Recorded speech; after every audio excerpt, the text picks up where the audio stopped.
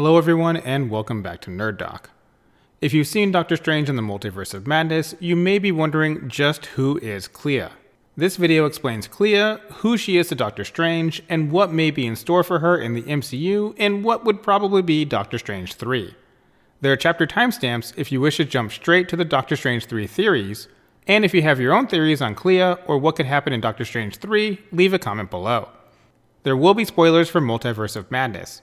If you do not wish to be spoiled, you can check out our spoiler-free review linked in the description below, alongside all of our other Multiverse of Madness videos. Clea only appears in the first credit scene for Multiverse of Madness. If you haven't seen Multiverse of Madness and want a breakdown of the credit scene, you can find a link to that video below as well. There isn't a lot in this credit scene, but in the scene, Clea asks Doctor Strange for help preventing an incursion. If Clea in the MCU is anything like Clea in the comics, it means we're going to be seeing more of Dormammu and the dark dimension he rules over. In the comics, Clea is half Faultine, half dark dimensional mortal. The Faultine are extra-dimensional beings born from magic. Her mother is Dormammu's sister, which makes Dormammu Clea's uncle. Clea watched Steven's first battle with Dormammu and even warned him not to fight Dormammu in an attempt to save his life. She was punished for this by Dormammu, and over the years goes back and forth between the Dark Dimension and Earth. She is usually being pursued or threatened in some way by Dormammu or her mother Umar, as they all vie for control of the Dark Dimension. Clea flees to Earth, eventually becomes Strange's disciple and wife, and even the Sorcerer Supreme at one point in time. Clea's powers include most of the sorcerer abilities Doctor Strange has, plus the ability to teleport to other dimensions, and she has the natural ability to fly. The events of Multiverse of Madness have started an incursion. This means another reality is about to collide with the main MCU reality. In the comics, the first incursion happened when Molecule Man from Earth 616 killed Molecule Man from another reality.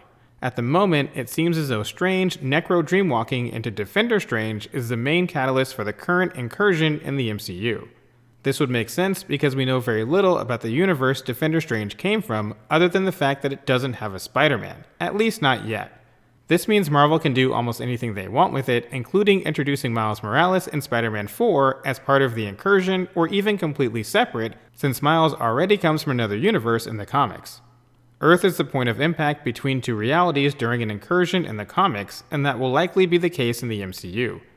The actual incursion event only lasts exactly 8 hours in the comics and took 7 years to happen after the initial incident with Molecule Man. That means we may have some time before the incursion, actually takes place in the MCU.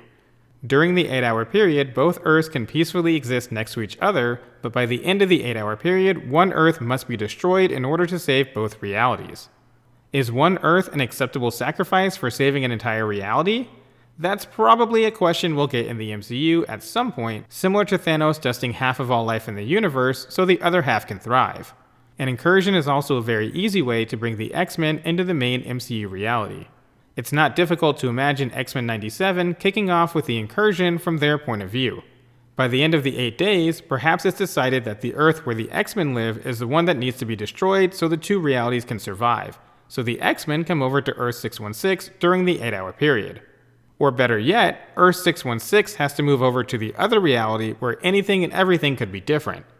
We don't yet know what kind of rules the incursion will have in the MCU, but there are likely to be some restrictions that throw a wrench into various things.